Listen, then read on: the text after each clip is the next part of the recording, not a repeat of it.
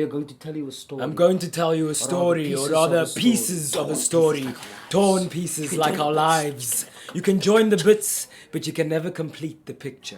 Do I need to explain? Does she need to explain?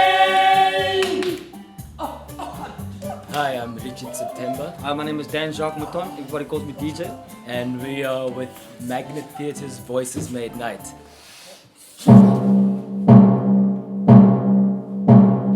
Voices Made Night is an adaptation of short stories by Mozambican writer Mia Couto.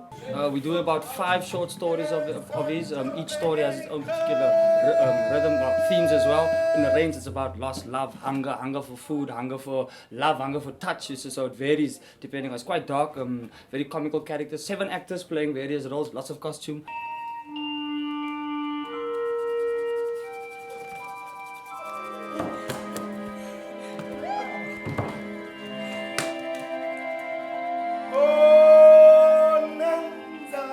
Everything is poetic, the language is heightened, the physicality is extended, heightened. So it's somewhere between physical theatre and magical realism.